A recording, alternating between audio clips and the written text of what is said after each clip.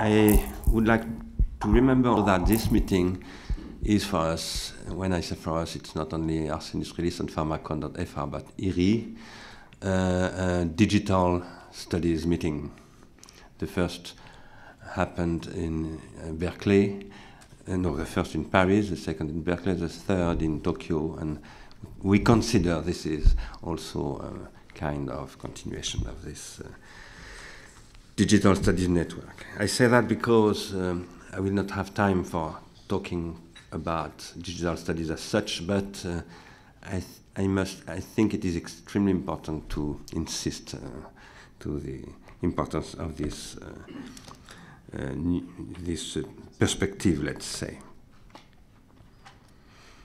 A new critique of anthropology, which was the topic of my seminar last year for Pharmacon.fr, a new critique of anthropology, both philosophical and positive. Did this not become necessary from the moment in 2004 when we saw Klaus Lévi-Strauss on television admitting that he is preparing to depart a world he no longer loves? If anthropology cannot account for this becoming that so disheartens the anthropologist, does it not thereby lose its legitimacy? Just as has occurred to those philosophies that pretend to be unaware of such questions, to be unaware of such questions. In other words, what becomes of anthropology in the Anthropocene era? My thesis is it becomes a neg-anthropology, and it must contribute to the advent of the neg-Anthropocene. We are noetic beings to the extent that we weave psychic secondary retentions on the framework of collective secondary retentions, constituted from psychic and collective pre-individual founds. We individuate ourselves by exteriorizing the protensions contained within these retentional founds, hidden as potentials that are concretized and actualized through being trans-individuated. This is an organological perspective, inasmuch as arrangements of psychic and collective retentions and protensions are made possible by tertiary retentions, by artificial retention organs, the specific features of which generate protensional possibilities that are different in each case, and on the basis of which transindividuation metastabilizes in each new retentional epoch, new attentional forms that constitute horizons of expectations, wills, and desires. The organology is itself a pharmacology to the extent that, generally speaking, tertiary retention both impedes and allows individuation. Impedes and allows individuation. A new pharmacon carries new possibilities of psychic and collective individuation, and it thus requires therapeutic prescriptions in the forms of magic, then religion, then politics. And today, economics? Therapeutic prescriptions that constitute practices of care, sacrifice, ritual, worship, deliberations, and debate. And today, practices configured by the social systems in which attentional forms emerge. This very general perspective, however, is shown in a new light with the advent of the so-called Anthropocene era. This term is used to refer to the most recent period of geophysical evolution, in which the systemic and massively toxic character of contemporary organology comes to light, especially since the advent of organological industrialization, that is, since the Industrial Revolution, which we must understand as an organological revolution. The question that arises here is exceptional and extraordinary in every respect. And this extraordinariness is overwhelming. How can we live under the weight of a common pretension that is potentially but massively negative on a worldwide scale? The warnings of the IPCC, in French the GIEC, and 1,000 other current realities bring about expectations and pretensions of the worst, that is, of collapse, not of this or that lost civilization of the kind discussed by Jared Diamond, but of humanity itself and in totality.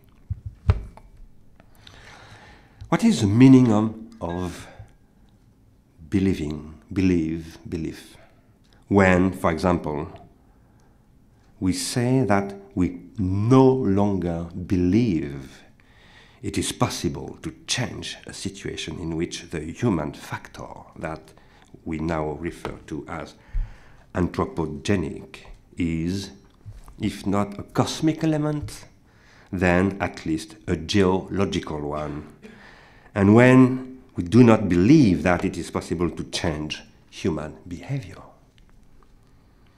And what is the relationship here between believing, wanting, and individuating?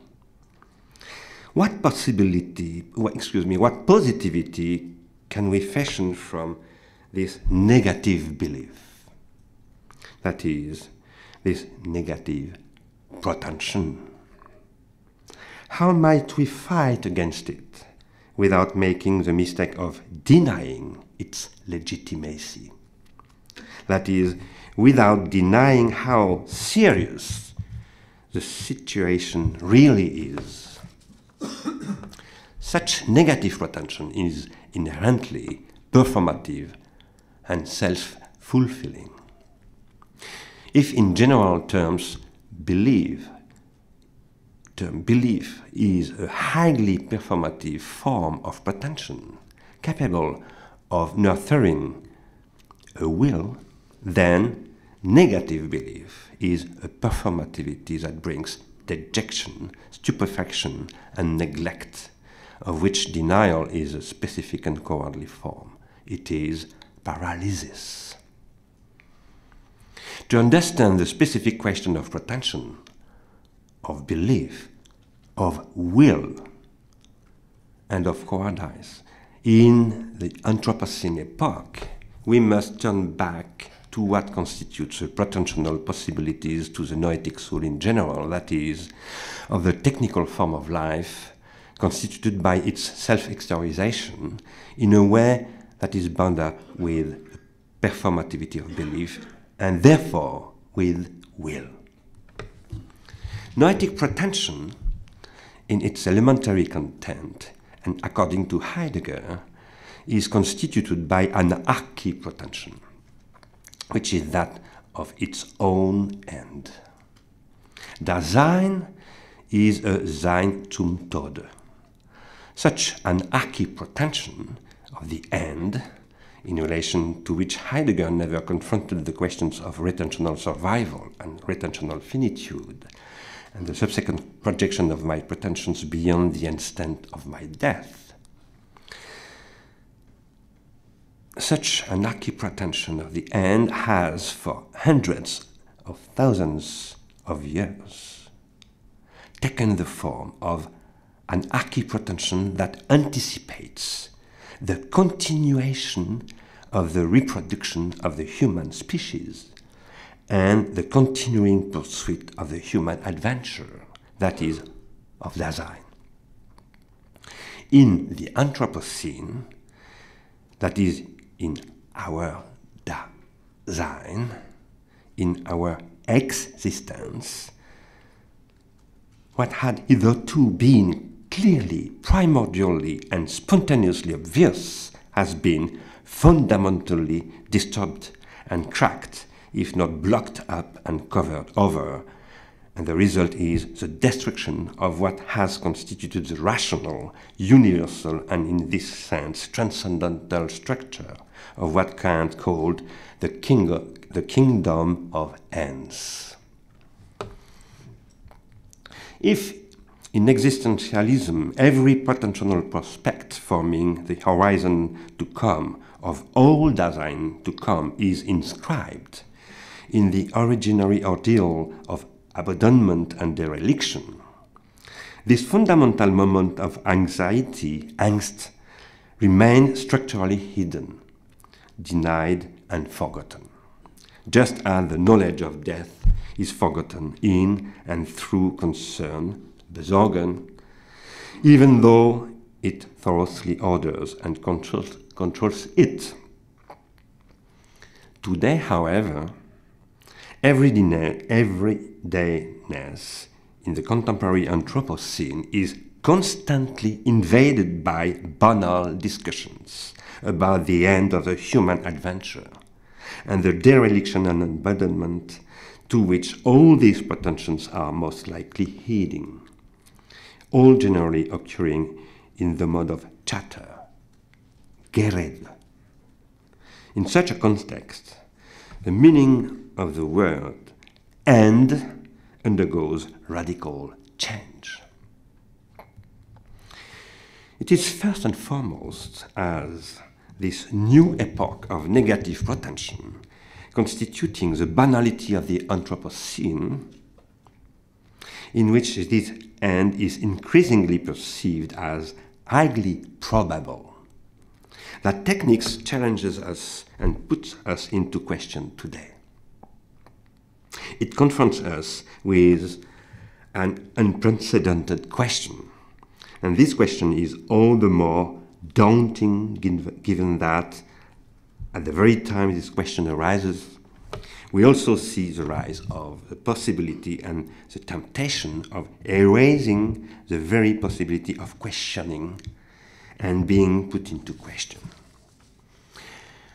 I should mention here that the arguments along these lines that I put in what makes life worth living, in fact, depart fundamentally from those of Heidegger, as it was recalled by Peter.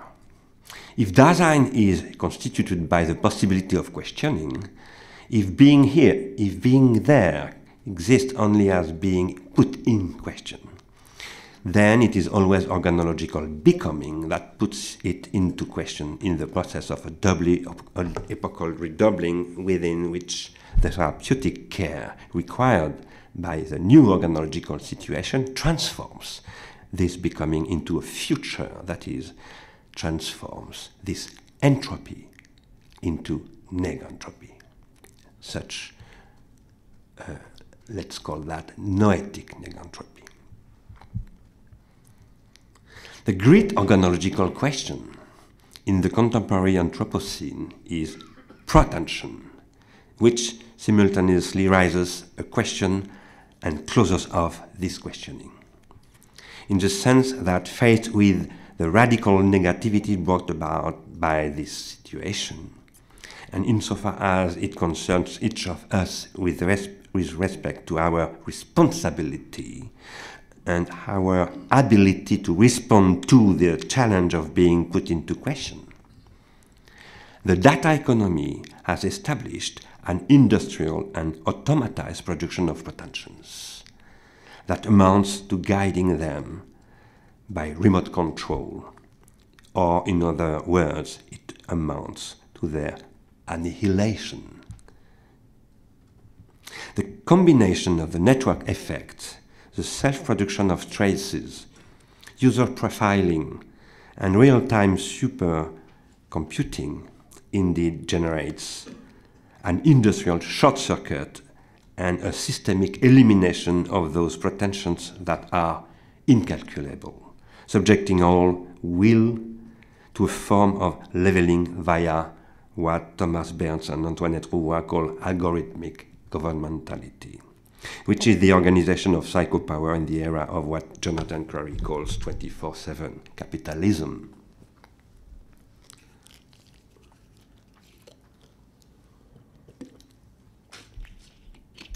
All noetic activity is governed by pretension.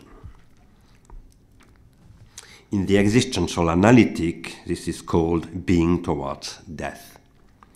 And in psychoanalysis, it is called libidinal economy.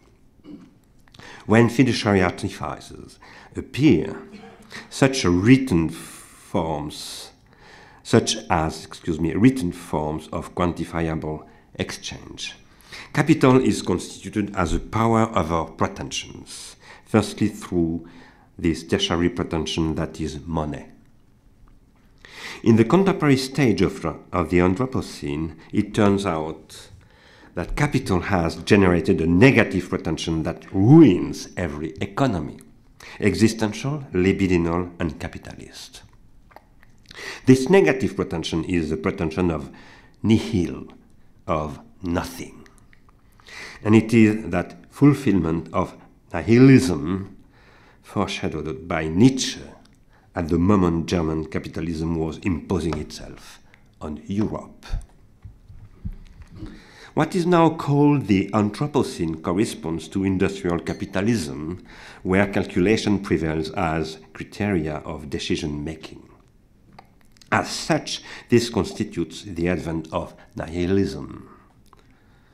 The confusion and disarray into which the reflexive stage of the Anthropocene era has fallen, reflexive because purportedly aware, is nevertheless an historical outcome for which new causal and quasi-causal factors can now be identified that have hitherto received little analysis.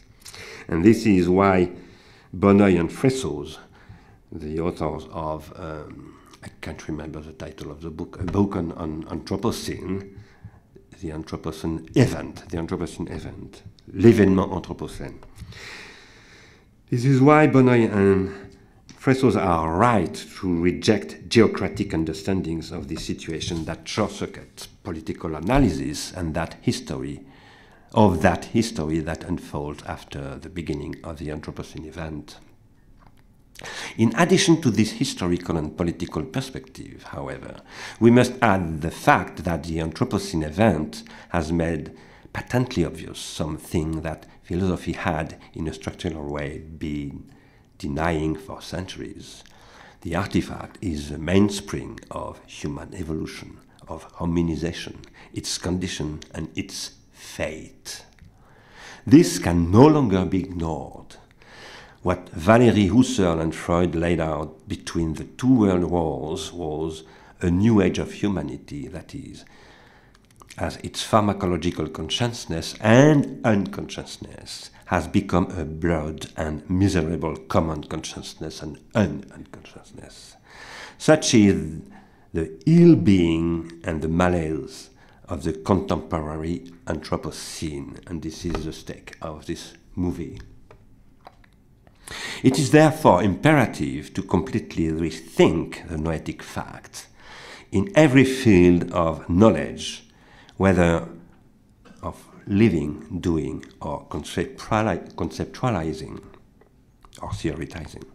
This imperative presents itself in the contemporary Anthropocene as an extremely urgent situation, vital to both politics and economics, thereby posing a question of practical organology, that is, of inventive productions, which I, along with Ars Industrialis and Léry, maintain requires a total reinvention of the architecture of the World Wide Web, that technological apparatus through which the Anthropocene has, since 1993, entered into a new epoch. If we are to think the Anthropocene as giving as giving rise to the devaluation of all values, then we must think it with Nietzsche. The vital task for all noetic knowledge in the Anthropocene is the transvaluation of all values, in an age when the noetic soul's calling itself into question occurs as the completion of nihilism. This is the very test and ordeal of our age, and it is the very meaning of the Anthropocene as a name for the age of capitalism globalization. In this test, the noetic soul is faced with the imperative of thinking thought inasmuch as it is fundamentally a question of pretension, and as the archi-pretension of its calling into question by an organological fate, which constitutes it while also destituting it without recourse. This is something that in fact began long before either the Anthropocene or capitalism, as the pharmacological condition of thinking itself. But today, there is no escape from this test and ordeal that is nihilism.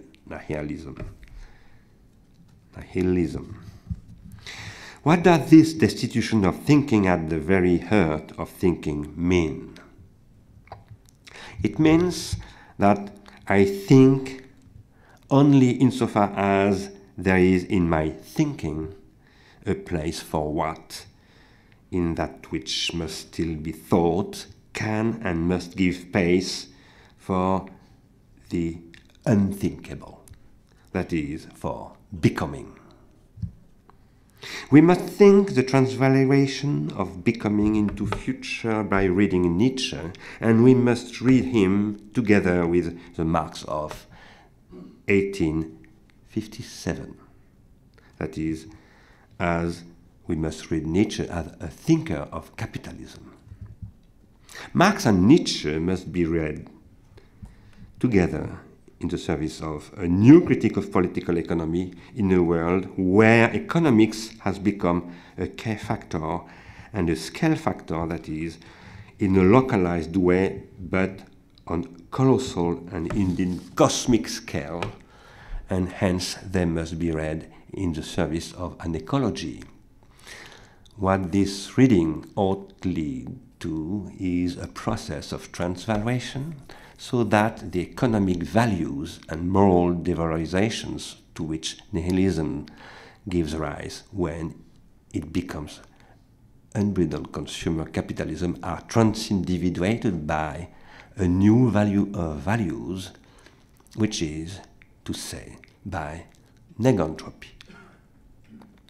The theory of entropy, deriving from thermodynamics, some 30 years after the advent of industrial technology and the beginning of the organological revolution that lay at the origin of the Anthropocene, that is, after the steam engine, redefines the question of value, given that the relation entropy-negentropy is really the question of life par excellence.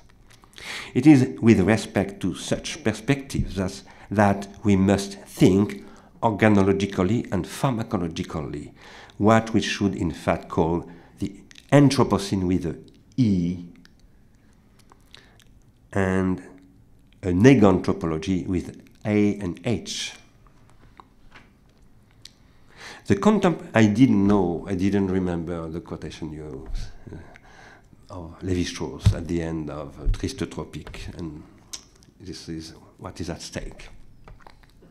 The contemporary Anthropocene is a test and ordeal of thinking in all its forms, as knowledge of how to do, of how to live, and of how to conceptualize, and as such it requires a new critique of Kantian critique, especially given that what Kant's rational cosmology is incapable of taking into account is precisely the organological question.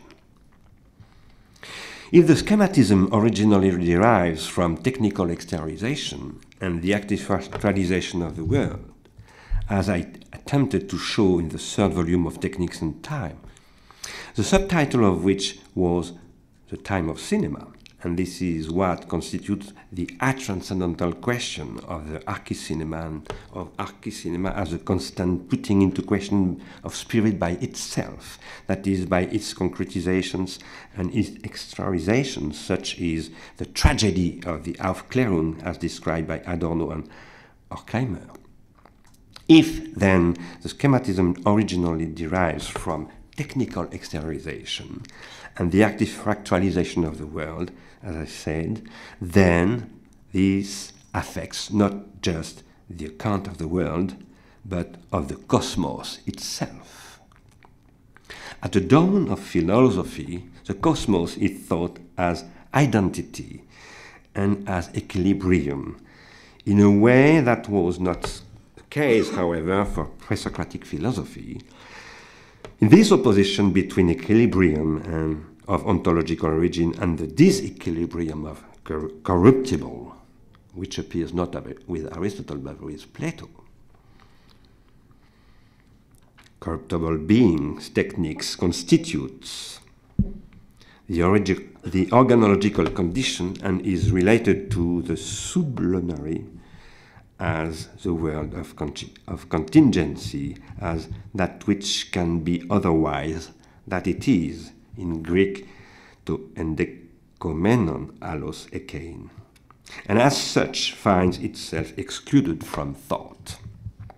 Such a position, however, is no longer tenable in the Anthropocene era, and as such it constitutes an unprecedented epistemic crisis. The advent of the thermodynamic machine, which is the eragnis of the Industrial Revolution and of its Gestalt, and which showed the human world to be one characterized by fundamental disturbance, inscribes processuality, the irreversibility of becoming, and the instability of equilibrium in which all this consists at the core of physics itself. The thermodynamic machine, in which physics poses the new and specific problem of the dissipation of energy, is also an industrial technical object that fundamentally disturbs social organizations, with the result that it radically alters the understanding that Dasein, being there, has of its being. There is being there. There is techniques. These technical objects, of which Watt's flyball governor will prove a key element at the center of the cybernetic conception. This technical object as essentially combustive, introduced on both the astrophysical plane, which replaces mythological cosmology and cosmogony, and on the plane of human ecology, the question of fire and of its pharmacology. The question of fire, that is, of combustion, is thus inscribed in the perspectives of both physics and anthropological ecology at the heart of a renewed thought of cosmos as cosmos. The Anthropocene epoch can appear as such only starting from the moment when the question of the cosmos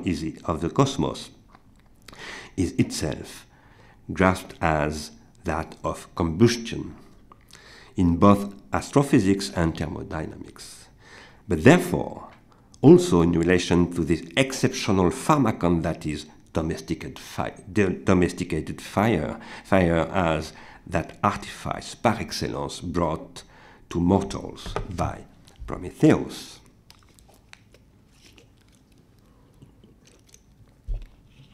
As a physical problem, the technological and industrial conquest of fire, which is the aragnis of Gestalt, puts anthropogenesis, that is, organological organogenesis, at the heart of what Whitehead called concrescence, and does so at the local technicization of the cosmos. This may be only a local technicization, but it leads to conceiving the cosmos in totality on the basis of this position and on the basis of this local opening of the question of fire as that pharmacon of which we must take care as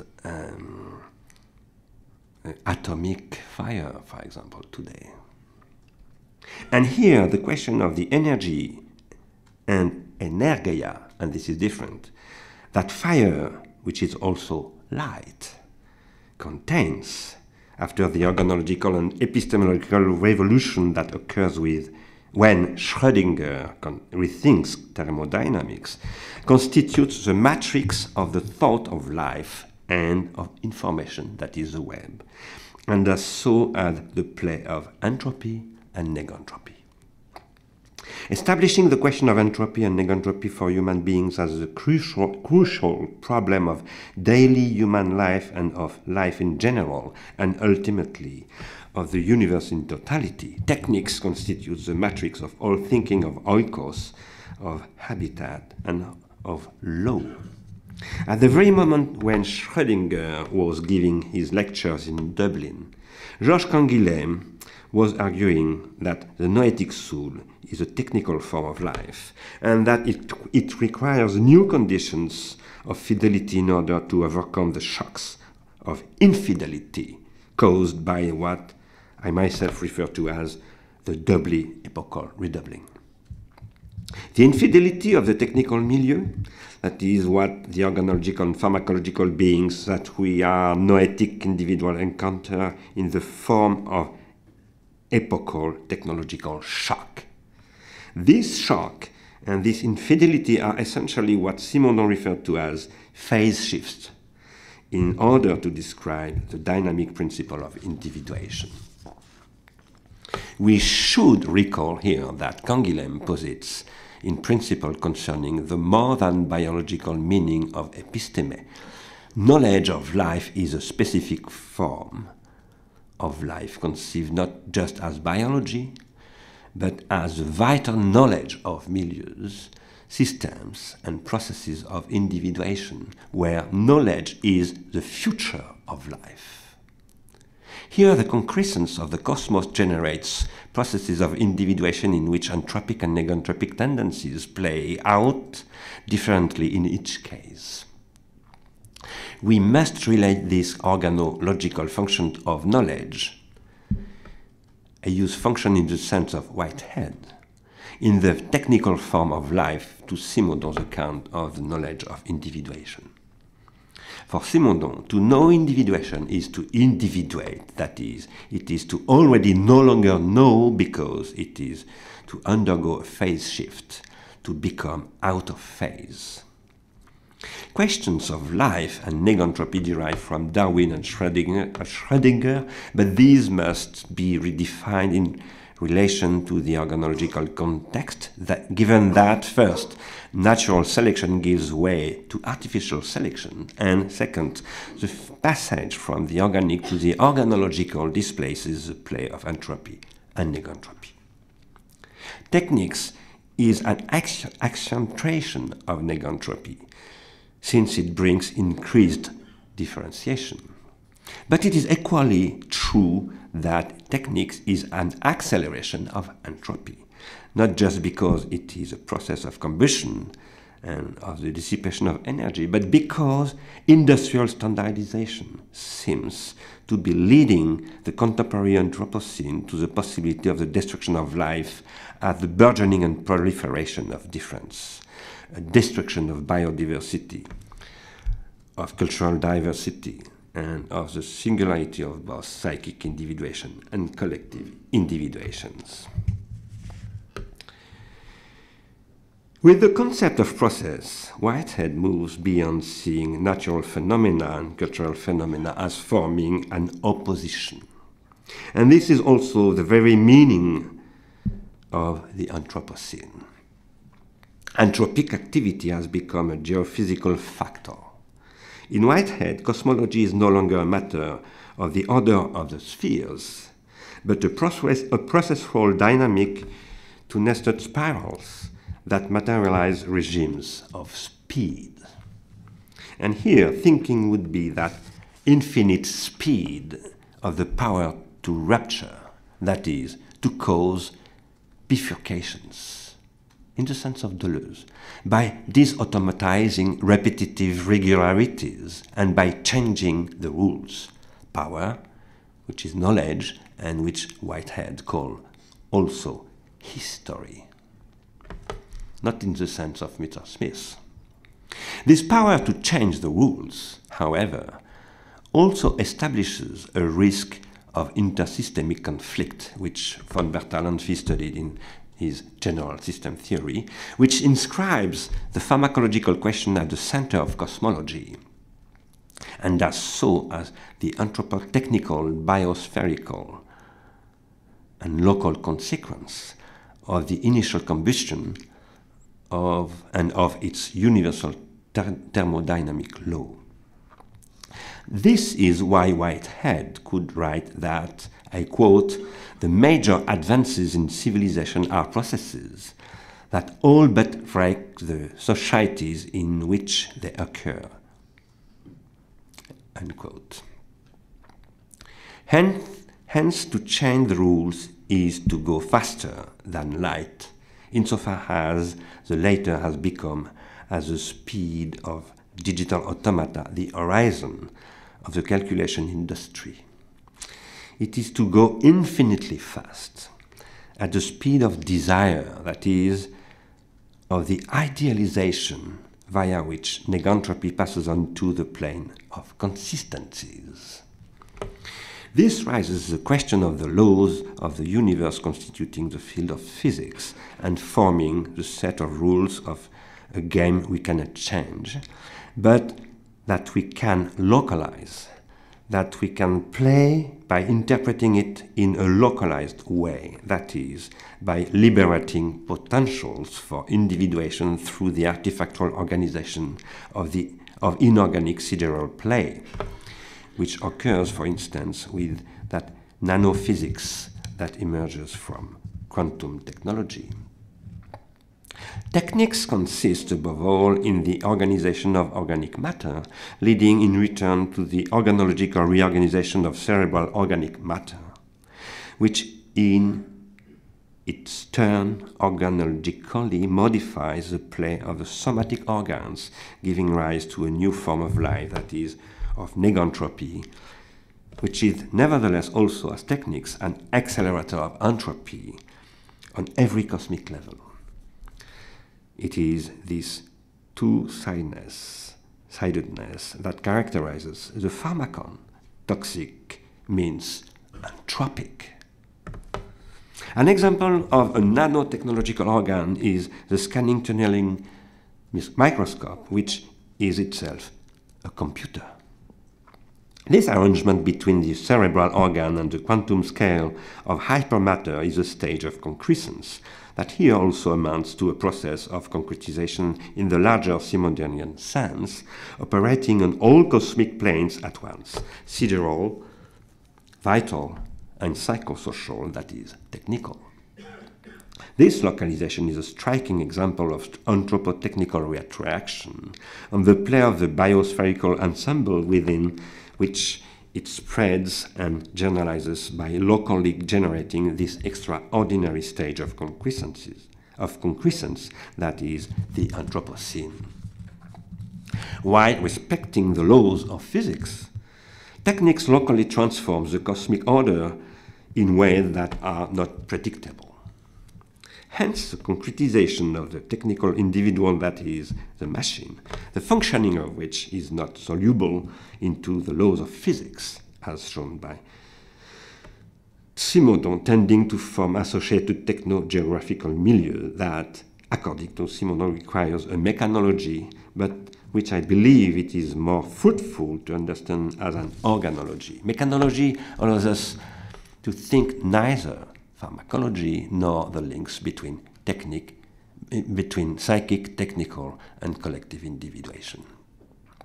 process, concrescence, disturbances, infidelities of milieus, and of every metastable equilibrium, that is, metastable disequilibrium, all form what in our age presents itself to us as what we are causing within ourselves, around us and between us, as a projection of a becoming that we can no longer succeed on the basis of our organological and pharmacological condition, in transforming into a future that is at the play between the processes of psychic, technical and collective, that is social individuation, through which and in which we are always in these three dimensions, bound by their mutual organological condition and limits, as said by Ian James.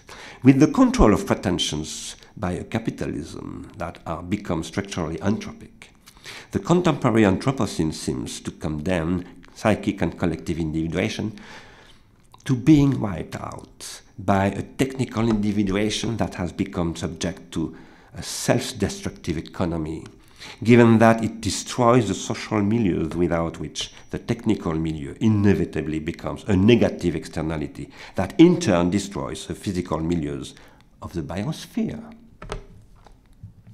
The organological approach is constitutively situated in time in the sense that its object is becoming. And its question is the transformation of becoming into future, which means that what is at issue is the transformation of entropy into negentropy.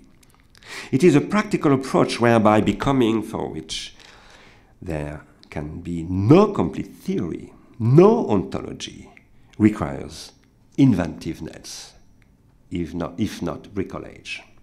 It requires an inventivity that would be the pharmacological and organological counterpart of what Whitehead called creativity.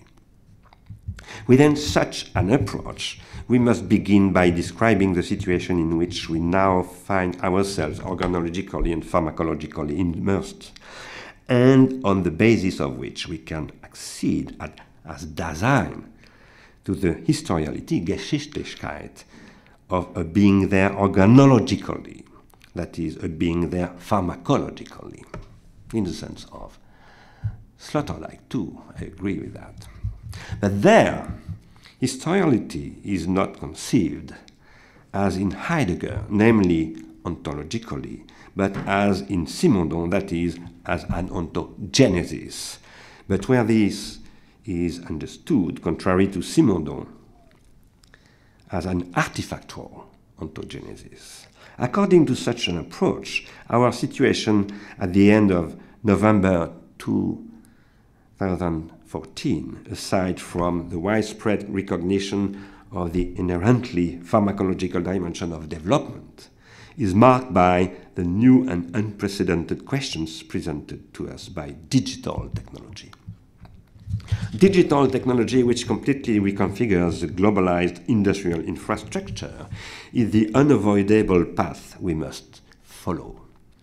And we cannot escape the question of a pharmacology and a therapeutics that places the digital becoming of the world at the very center of what must be decided at the organon of this decision or of this indecision.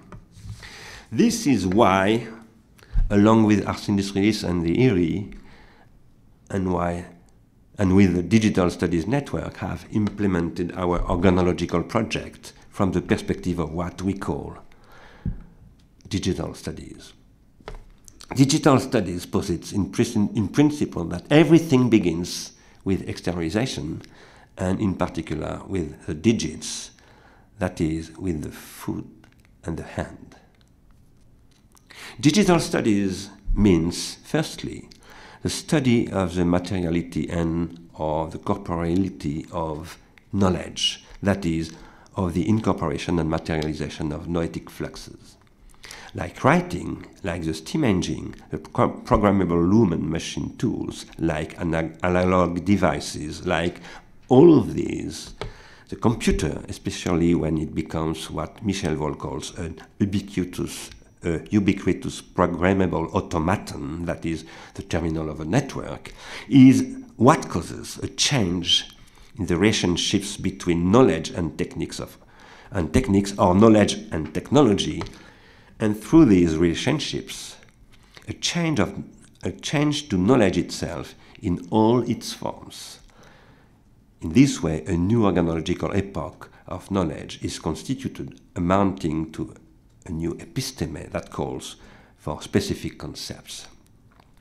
The reticular computer raises anew all those questions first posed by Socrates in relation to the question of the pharmacon, multiplying them by a factor of 4 million, which is the difference between, on the one hand, the speed of the nerve impulses that circulate at 50 meters per second along the nerves that are the reticulation of our bodies, and on the other hand, the speed of information on optical fiber networks running along the bottom of the Atlantic Ocean, where information circulates via specialized connections serving high-frequency trading at 200 million meters per second. These questions put back into play the entire relationship between techniques, knowledge, politics, and economics, that is, power.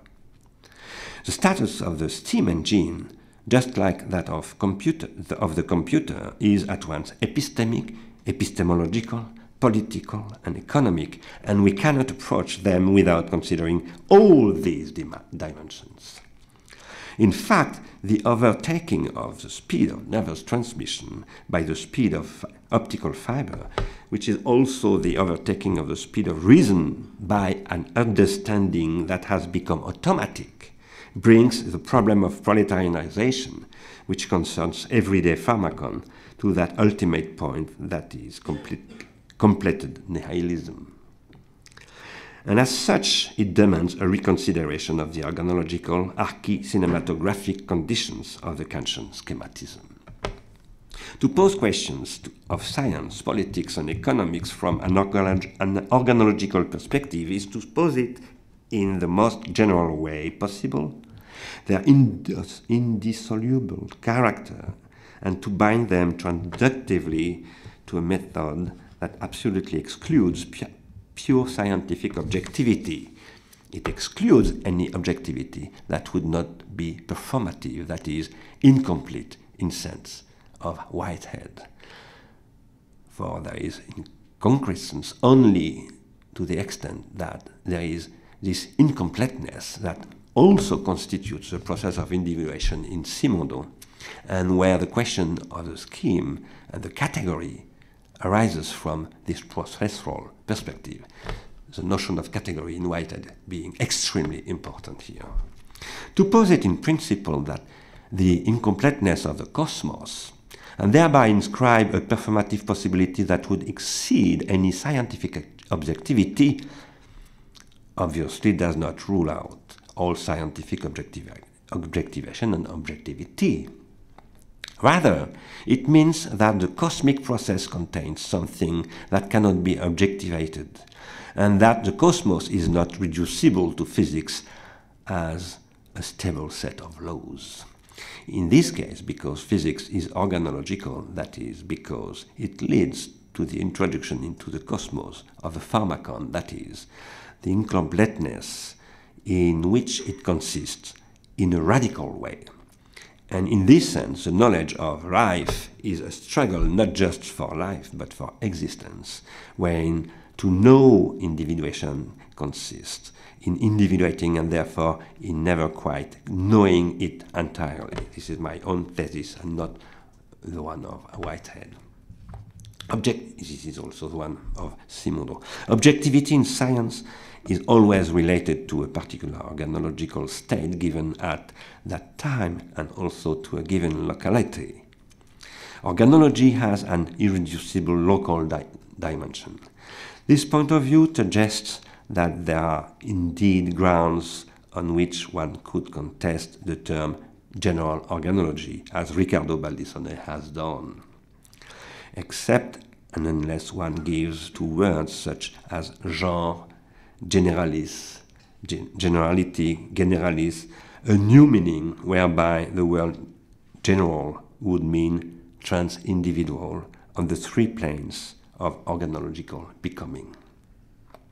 The singularity of the Anthropocene as an organological epoch lies in the fact it has generated the organological question itself, hence in the fact it is constituted by its own recognition, a recognition bringing with it something new, its negative pretension, and the necessity of overcoming itself. The question of the Anthropocene is how to exit from the Anthropocene toxic period in order to enter into a new epoch that we are calling the Neg-Anthropocene as a curative, careful epoch.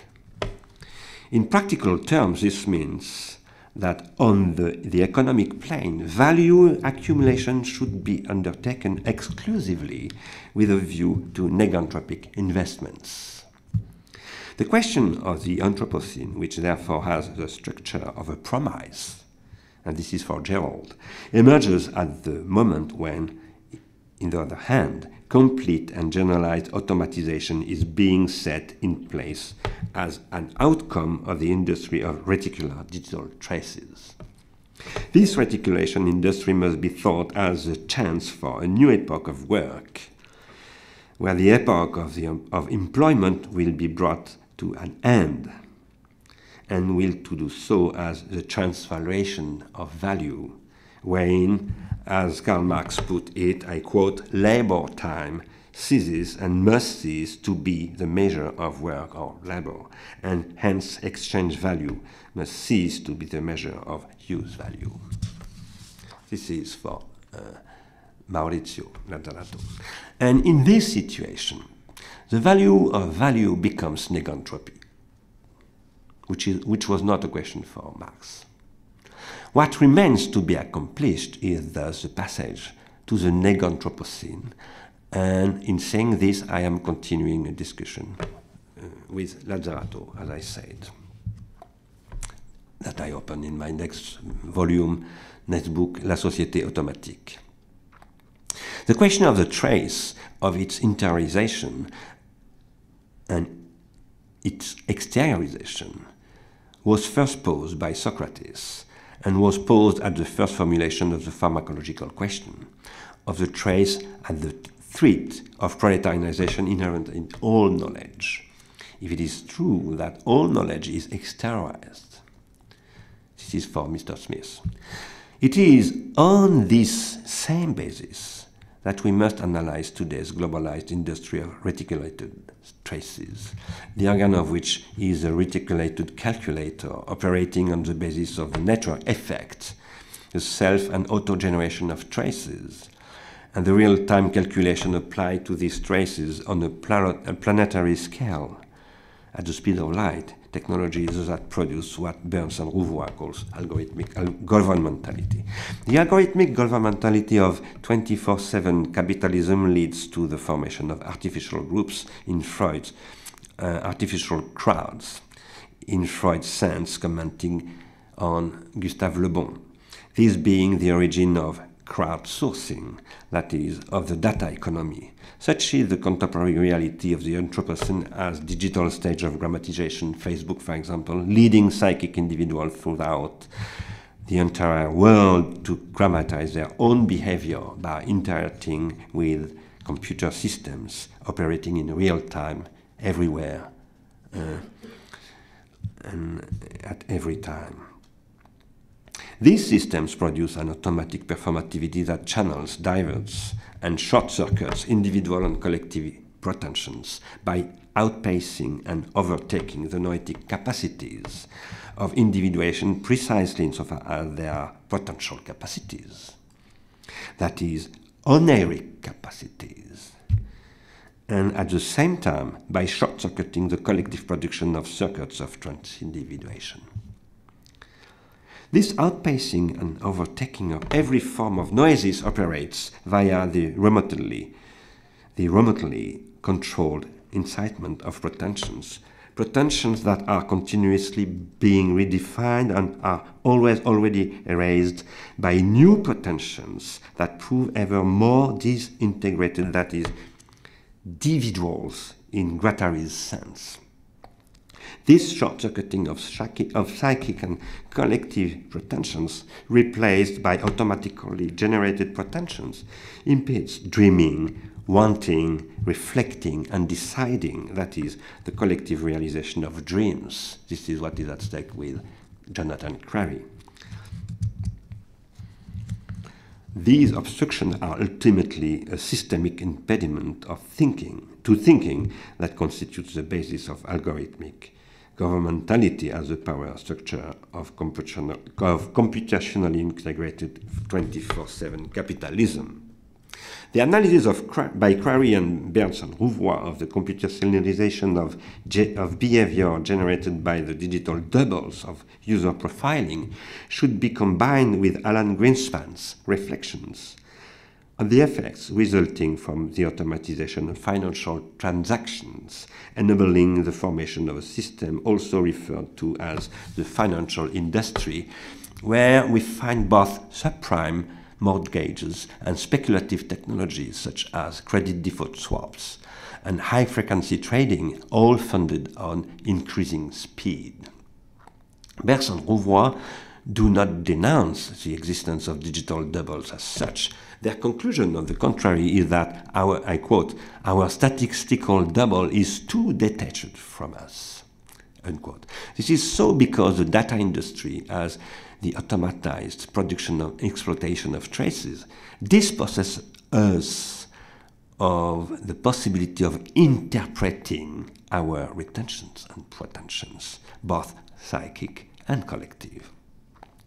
To change this situation, this state of fact, and open up the possibility for a new state of law, called for by Antoinette Rouvois, we must invent an organology based on the potentials contained in the digital technical system, even though currently this system does indeed give every appearance of being a giant technical individual, a digital leviathan that exerts its power over the entire Earth, and does so through its ability to continually outspace and overtake everything, and on behalf of a decadent, uncultivated, and self-destructive oligarchy, because it is an absolutely venal oligarchy that is perfectly nihilistic.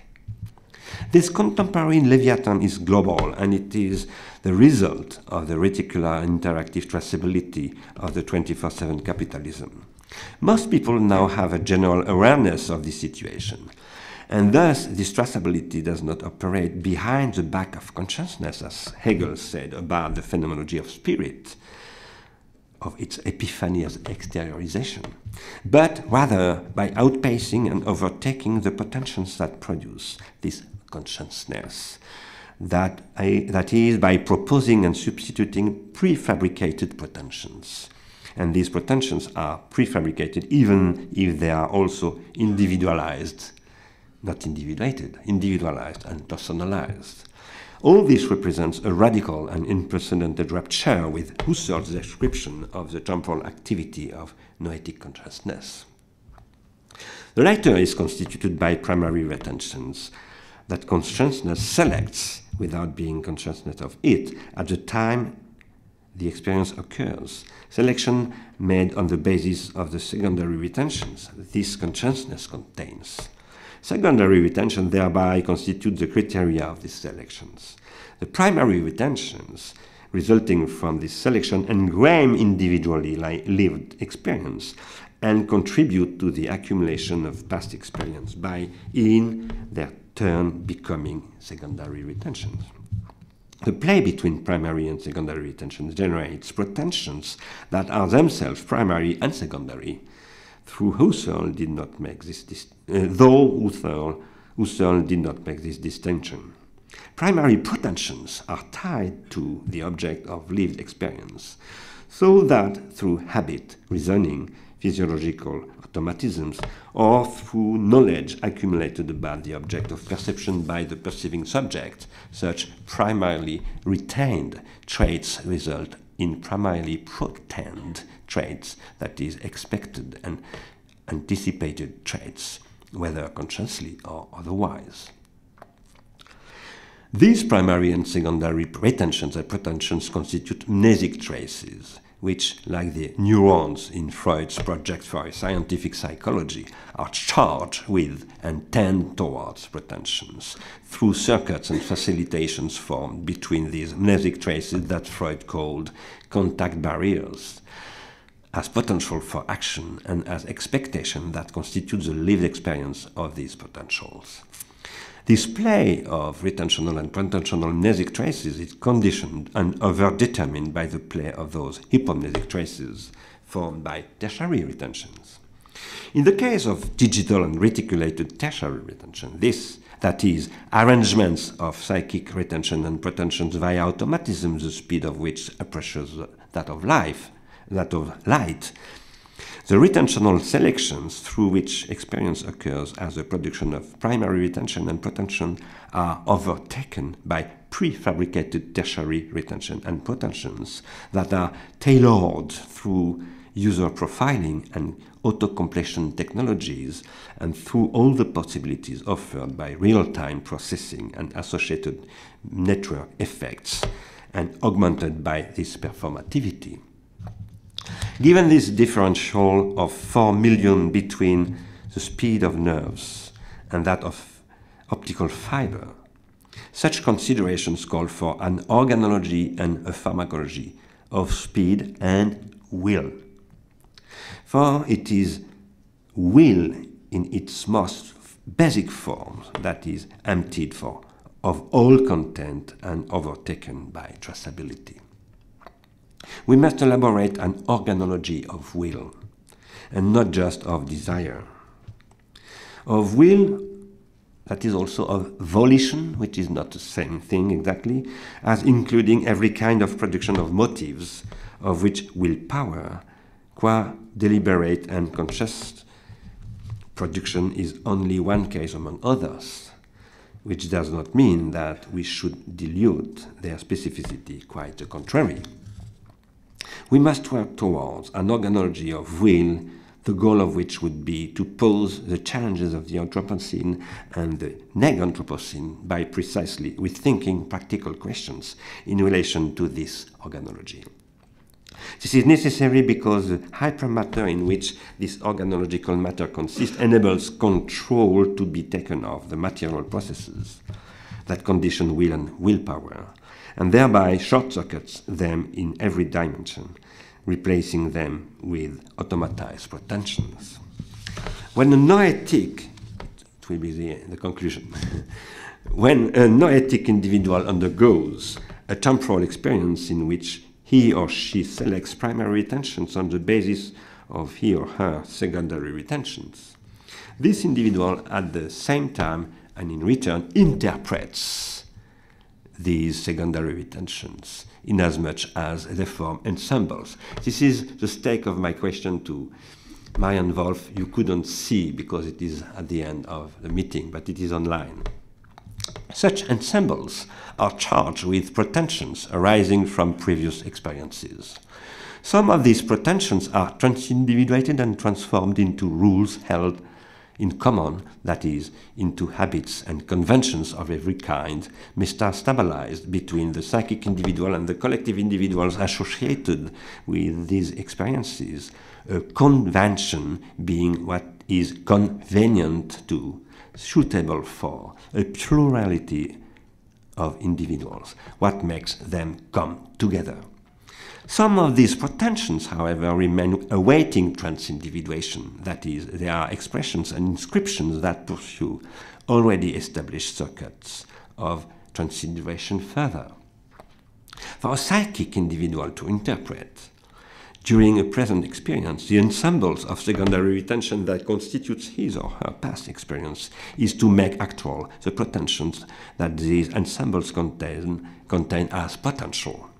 By short-circuiting the potential projections of psychic and collective noetic individuals, by phagocytically absorbing the milieus associated with them, and by sterilizing the circuits of transindividuation that are woven between them through their individual and collective experiences. By going all this, algorithmic governmentality annihilates those trauma-typical potentials in which consist potentials that bear the possibility of neganthropological upheavals.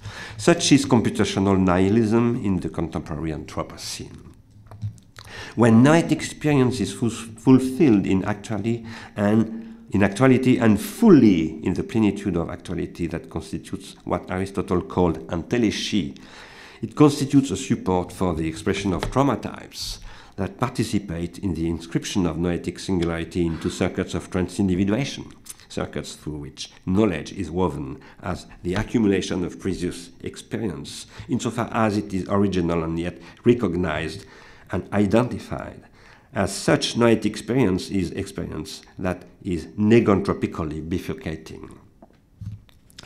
It is a question, therefore, of how to re-establish a true process of transindividuation with digital reticulated tertiary retentions, and to bring about a digital age of psychic and collective individuation.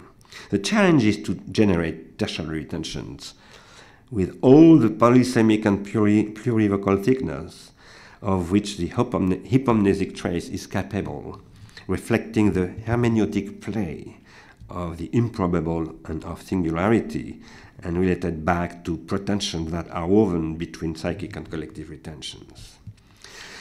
To do this, systems must be built and implemented that are dedicated to the individual and collective interpretation of traces, including by using automated systems that enable analytical transformations to be optimized, and new materials for synthetic activity to be provided. This is what we are working towards organologically, with the goal of rebuilding the architecture of the World Wide Web, and as a way of responding to a call issued by Tim Berners-Lee in London last September with the initiative entitled The Way We Want. As for us, what we want is a neganthropic web, and we want it so that we can inaugurate the Neganthropocene. I dedicate this lecture to Dan Ross. Thank you.